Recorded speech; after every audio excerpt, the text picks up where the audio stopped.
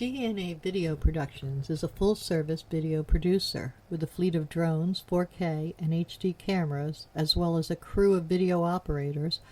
We handle commercial and residential real estate videos, as well as events for promotional purposes. We create book trailers, both live-action and running stills, music videos, and website videos. We also film series shorts for online distribution and are currently involved in filming a political parody. We specialize in low-cost movie making.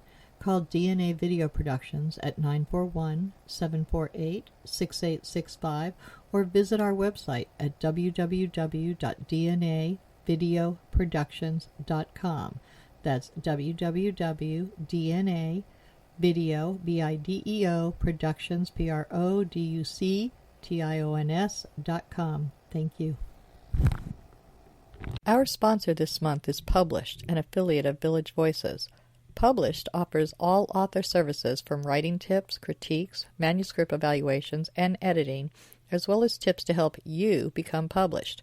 If you prefer to self-publish, purchase the step-by-step book on publishing through Amazon, or purchase services a la carte, from formatting to creating custom covers, or even tips to gather endorsements. The staff is headed by 2 professional writers. After your books are published, either trade paper, electronically, or both, purchase marketing tips, web services, book trailers, or turn your book into an audiobook. Publish provides all your writing, publishing, and marketing needs. So give them a call at 941-748-6865. Contact them online at dgould497@aol.com or go to the website at www.publishedavillagevoices.webs.com.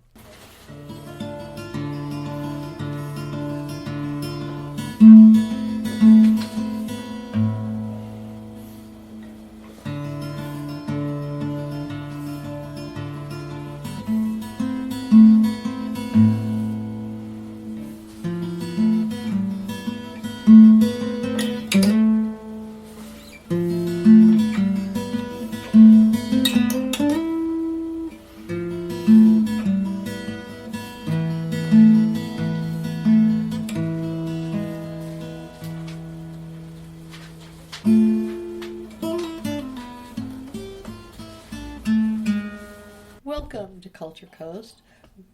The intro you just heard was by Al Musitano, and today we are back with Ken Altergott to continue his Lewis and Clark adventure that he took, and the path he took to his passion.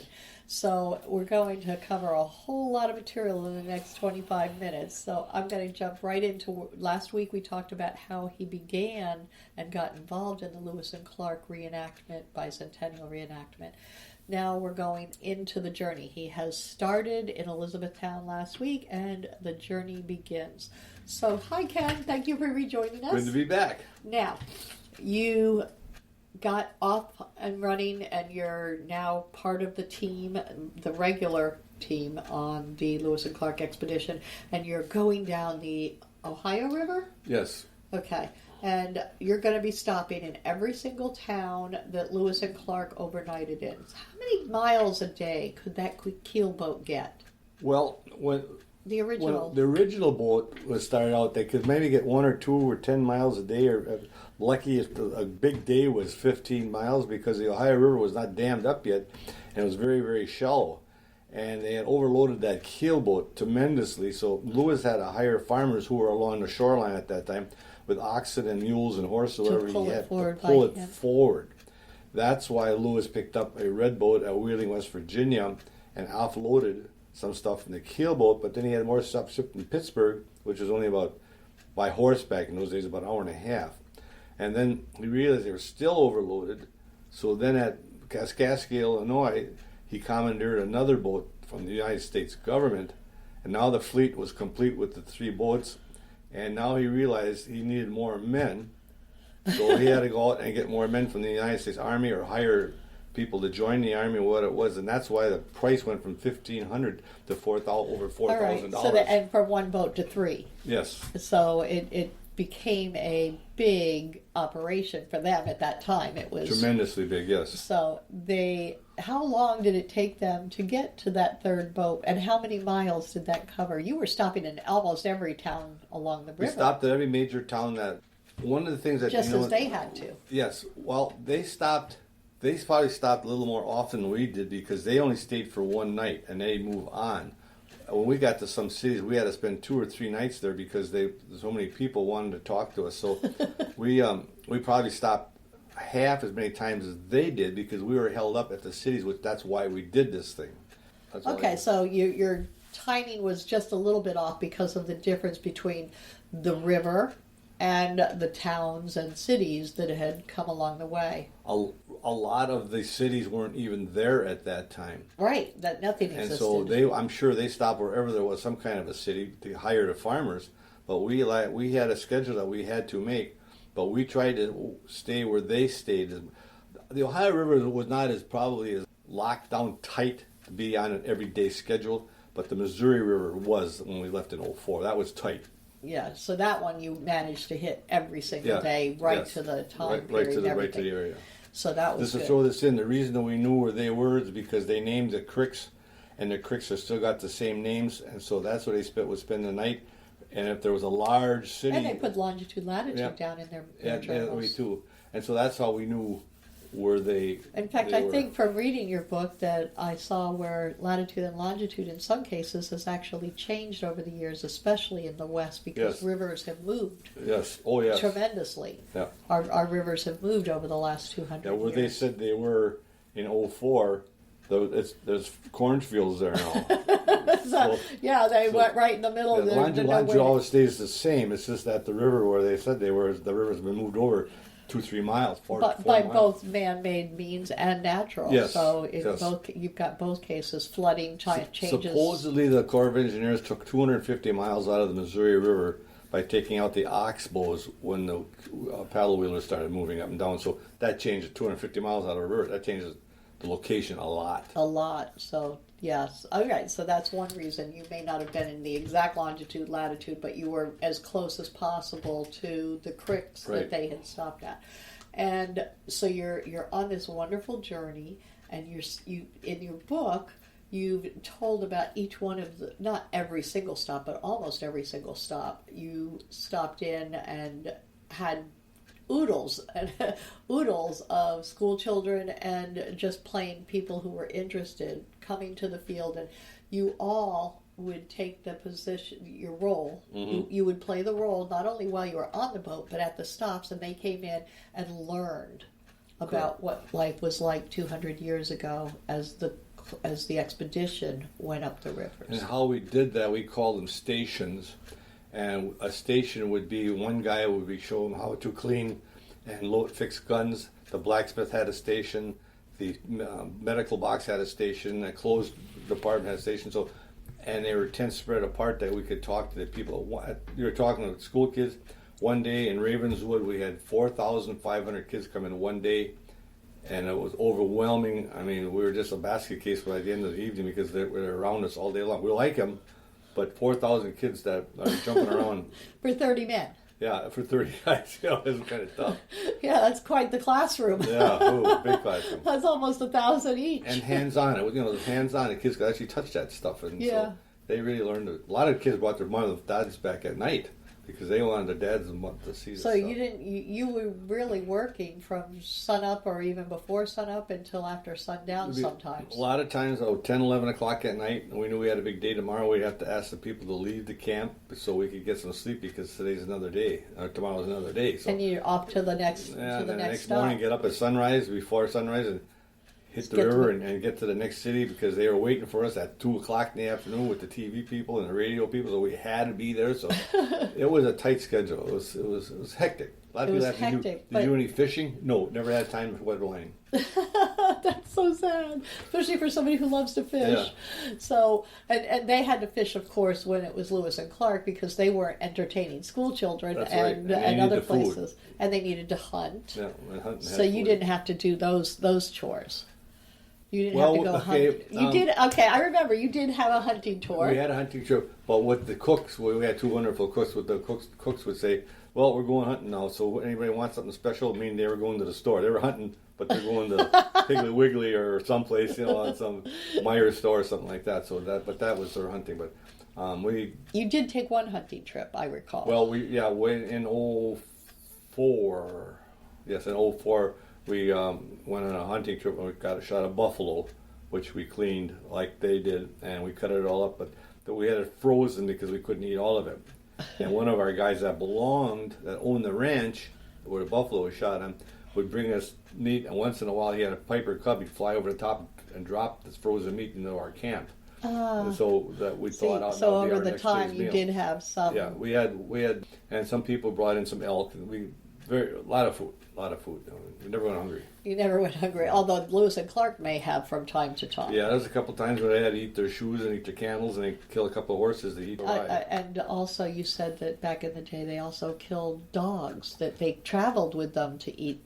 Well, the Indians, that was a favoritism of the dog. The Indians used dogs to carry their stuff instead of mules. They didn't have mules, and so the Indians would eat their dogs. That'd be a friend of mine, but the Indians would eat them. And Lewis, I understand, loved the taste of dog. Clark didn't care for it that much. Now, who owned the dog? The Indian.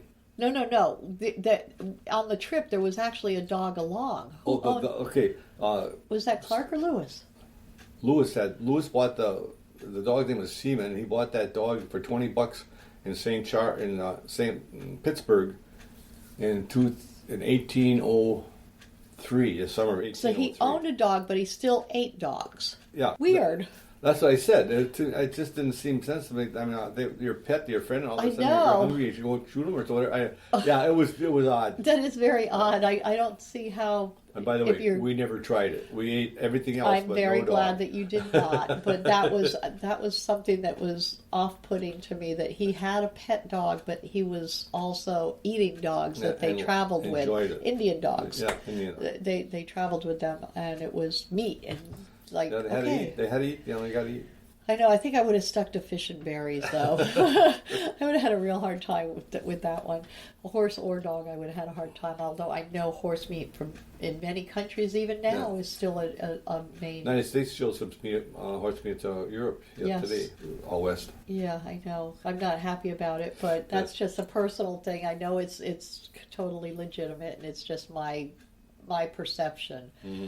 So so back to the story. You're taking off across the country. You're going up the rivers just like they did, and you had many incidents. I'm not going to go into them because they're in the book, and I want people to purchase the book to find out about some of the wonderful stories, like the Indian uprising that almost started an incident. Chamberlain. Yes, that almost started a national incident. Yeah. But it was. And then in the book also, we're not going to elaborate, but there are things happened to us that happened on the same date to Lewis and Clark, 200 years previous, and sometimes within the hour. It was really spooky to me when these phenomenons happened. Yes, and so your tale is not just about the original. Yours isn't Tales of the Rivers. It's Tales from the Rivers, because you now have updated it 200 years later, whole different story, whole different landscape,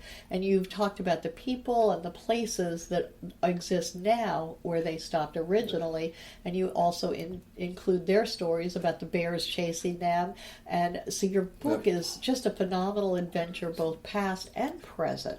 Every morning we would read the original journals when we stood at attention. It's a military organization. We stood at attention. We read the journals that Lewis and Clark had written 200 years previous to that day. I knew what they did. So I would mention that in my tape recording. Then I would mention what I did that day. So I would say Lewis and Clark did this here and here, and I did this here and here. So yes, my book. And then you expanded on both. Right, in your I expanded book. on both, of course, yes. So there were days when you went to some town, I don't remember it, I'm sure you'll tell me, where there was the carousels were built. And the gentlemen were all allowed to go to the carousel factory and have a good time. So that was one of your stories. And then you also went to a town with Popeye and Bruto. That was that was on the Ohio. That was on the Mississippi River, and that was. Now I'm telling you, my brain is racing now because I give you two different ones. Yeah. So at Chester, Illinois, is where the city of Popeye is, and we spent 2 nights there. And they have statues everywhere. Yeah, all over town. I got Pluto and Olive Oil and everybody from the cartoons. Full big statues of these. 6-7 feet tall, life size actually.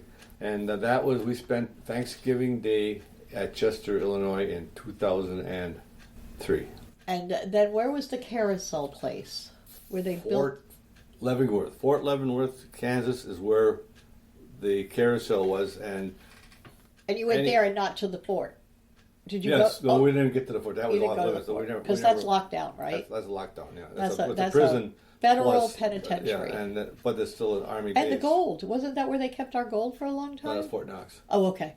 Fort Knox. But anyway, so that was, and I'm sure that anybody that's over 40 will have ridden on one of his carousels that this guy made, and so they made a museum there, and there's like about 10 of them in there. And they got a room where they're still painting them and rebuilding these carousels, beautiful carousels. For those who don't know what a carousel is, it's a merry-go-round. That you get on a horse, fancy one. The horse that goes up and down, and they play that big music with drums and stuff. So you're over 40, you were on one. That's cool. Now you also, and now here comes artistry again, because you have some artists among your group. Not only did you see the artistic murals along the Ohio and were there any on the other rivers? Paducah, no. It was just the Ohio with the murals. Okay. They controlled the flooding with the murals were on flood walls on the Ohio. And they've just multiple artists have done huge murals along the Ohio. One's a half a mile long. Yeah, beautiful murals though, and that was really interesting. Now, the other thing that and this brings out the artistry in the group itself, is that you actually built exact replicas not only of the keel boats, the keel boat and the pierogies, is that right? Pierrot. The two littler boats. But you also built a fort. Lewis and Clark's first fort that they built was in Alton, Illinois, was called Camp Dubois. And one of our men bought the land that the original camp was on, and he started building it again by himself. And when we found out about it, we would go there and work for a week or so at a time. So we built 5 cabins, all with stone fireplaces in them. In each cabin slept 6 guys, and we had a sod roof, and we had pellicide walls. A pellicide wall is with the points are up in the air, so you can't climb over the top of it. So we built that at the same time we were building the boats. At the same time we were doing that, we were raising money to build our museum that all of our stuff is in now. Everything we collected in the 3 boats are in a museum that we collected money over $4 million we had it. So for a 5-year period, we were very, very busy men building and raising money and going here and showing this. And oh my God, it was many fun. Different skills were needed by everybody in the group. But the fact that you built Camp Dubois, now did you build another fort along the trail at any time? No, because in 2004 and 5, Lewis and Clark built a fort up at Fort Mandan, which is outside of Bismarck. It's just owned by the state of North Dakota now. It still exists. It's still there. It's a replica like they built, but we would So you didn't have to rebuild that one because it had already been rebuilt. And basically, when it froze up, we all came home. See, they had to stay because they couldn't come home. So when it froze up and the rivers got frozen up, when they didn't move, you got to go home for a break. The day that they stopped moving, we all headed for home. And you also suffered, in some cases, almost as much as they did. I saw a picture of you with snow and sleet and ice all over your face. Yeah. And you still went out on the boat under these conditions and because we had to be someplace that afternoon. So when we left that camp that morning, it was sleeting and snowing, and the temperature that was around just before Thanksgiving. It was cold in November. And actually, because I was a captain and a pilot, it was my responsibility. I stood on that boat for 6 hours with the sleet and the rain and the snow. My side of my face was almost frozen. So I can't believe you didn't end up in the hospital with frostbite that day. That was incredible. It could have been very serious, but we got used to it slowly. Every day it got colder and colder, so we just got orientated to it. So and it's the same thing. None of us guys got any sick that you would think of. We had some bad colds and stuff. A couple of guys had to spend one night in a motel because they were really, really bad. But we were on that dirty, rotten rivers, and we slowly ingested all the germs you could. And have. plus, with 4,000 or more people a day, all around touching you and talking with you, you're picking up everything. We were so immune to any kind. I mean, if they would have took our blood, they could have give a lot of people shots. Vaccine everybody. So no, really, honestly, we did not get sick because just two bad colds. One guy had laryngitis and stuff like that. We had to get him off the water, but otherwise, no, we were all healthy all the way through. Although, on the other hand, from beginning to end, you lost more people than the original Lewis and Clark did. You actually had more deaths among your crew. Lewis and Clark had one person died in the 4 years that they which were is amazing for the times. And he had a busted appendix, and those no days you were done for. When you had appendicitis, you were done for. There was no surgery. Well, we lost Glenn Bishop before this thing even started. Your founder. The founder, and then this main man that did all this legwork and figured all this out. He died in February of 2004. So he never got on the big push when we left St. Charles in May of 2004. He passed away. And a couple of our other members that were good members that worked hard, just of old age, of course, they just passed away. I mean, attrition just took them over. And you had a car accident. Was that the gentleman that you were just speaking of? No, the guy had the car accident. He had lost control on the road and he hit a pole and got killed. So, yeah, I'm going to say, I'm thinking back, we lost about 6 of our main players before and during this expedition. Yeah, so which was more than Lewis and Clark, but that also can be attributed to the fact that he had very young men, 16 to 20. Their average age was 23 because Blacksmith was old. I was like 38. It's bad when we say that 38 is old, right? And so, their average age was 23, and our average age was 54. So that would account for more loss, I would think, because they didn't even have 54-year-olds. Right. So that was probably one, and that's who has time to do this whole trip, because our younger people are all busy working full-time jobs and weren't able to drop in. Interesting note, one of our kids on it, turned 18 while he was with us, and he went through 4 years of high school in 2 years so he could accompany us on this trip. And he did 99% of the trip. I did 98% of the trip because I was retired and I could spend all the time I wanted to. And he was young enough, and he never had a job, so he was 18. He turned 18 on the trip. That's really... At Decatur, Nebraska, he turned 18. That's fun. That was really fun. So... now the trip is over. We've only got 5 minutes left, so we're going to try to... The trip is done, and everybody should be buying your book to learn about our country and the changes that it has made in the Northwest Territory. Mm-hmm. And they will really enjoy your book, but something that's not in the book happened after the book was published. And that was that you got an offer to do something else artistic. Yes, I mean, this is a very adventurous life I've had. Yes. A new adventure. So HBO contacted our group about renting us 3 boats to do a 6-hour movie for HBO. And because I was a captain and the pilot of the keelboat and in charge of the fleet, I was hired on or given to HBO with the boats. Given to HBO. to work with them. So in the summer of 2015, we did some filming on it's called the Lewis and Clark. It'll be on HBO, and hopefully it'll be out in 2018 because they haven't finished filming yet. They haven't finished filming yet. We had a little bit of a problem with the forest fires out there. We had no sunlight to mount the good filming and different things. The water was so low on the river. Some things got in the way because they went up to Canada to film it, yes? Well, Calgary, Alberta, Canada. I was up there for 7 weeks. Because it looks more like the old river that we were like. on, it looks exactly like the Missouri River did 200 years previous to the date. Because now the Missouri River, they couldn't film it because it wouldn't look the same. No, it wouldn't be right. Because it's all backed up with dams and stuff. It wouldn't be right. So it's... So they had to find a river that they could use that would look like the Missouri had looked 200 years ago. And you were their technical advisor, which is something you'd never done before. No. But again, you are on an adventure and learning about movie making and telling people how to run these boats, how to work the boats. I have to teach them how to run the boats and how the locations of the boats where they were located for the filming. In And other being words. so versed in Yep. everything in the camps, and you knew all the positions and Right. pretty much the history backwards, Right. forwards, and inside out. In your sleep, you could recite it. You were their technical advisor on everything, not just the captain. I basically never had to even carry a note with me. I just had a note when the director wanted to change films or shots.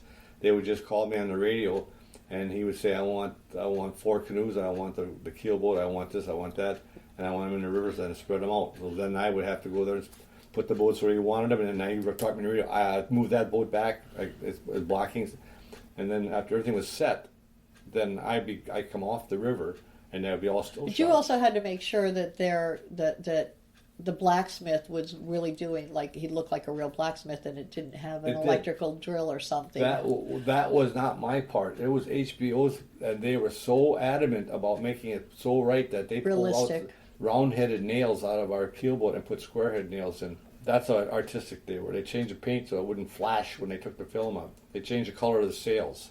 I mean, they did a unbelievable. Actually, I think the boats are more realistic today than they were when we did it ourselves, because they went right. Their cost, they didn't care. They didn't care about cost, because this is going to be a movie that will make money. Right, and so whatever they wanted to do, they just did it. So you've written a book, and you've had an adventure as a technical advisor for HBO on a major production. Yes. It's going to be a miniseries, right? 6-hour miniseries, yeah. Yeah, so that was kind of different. And so, do you have any more adventures planned out? Not right now. You need to take a break. Well, this last summer now, I was on the river for 5 weeks, coming from St. Louis to Paducah, Kentucky. We were on the river, stopping at the city in September because the kids are in school. They came down again. So whenever we move, we try to move in the fall so we get the kids, basically.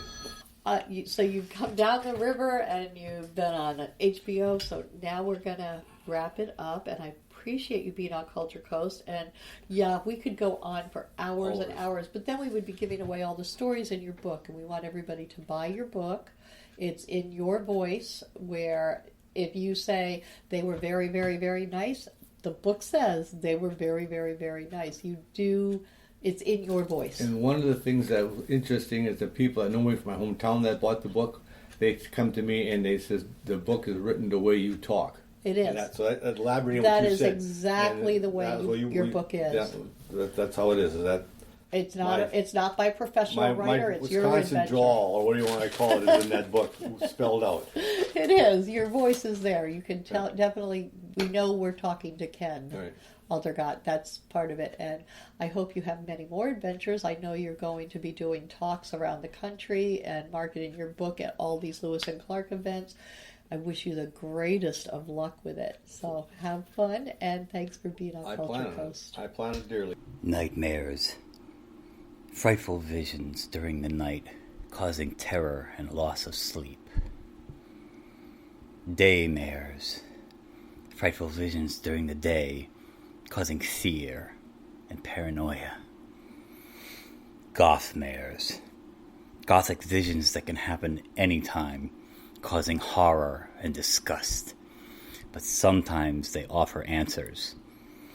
Read Gothmares if you dare.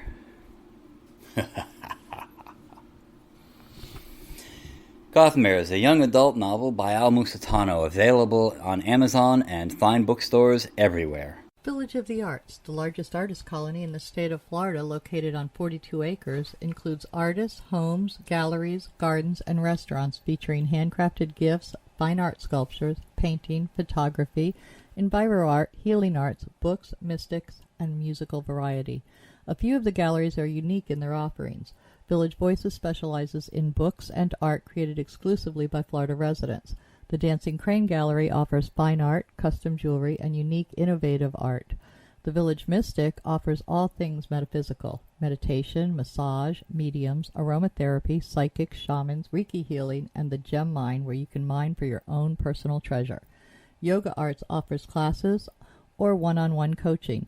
Musicians and bands can be found throughout the area. Many of the artists and musicians offer classes. Restaurants and bakeries provide respite for the weary and magic for the foodies. Visit during the first Friday Art Walk and stroll through the shops and galleries enjoying free appetizers, wine, music, and demonstrations.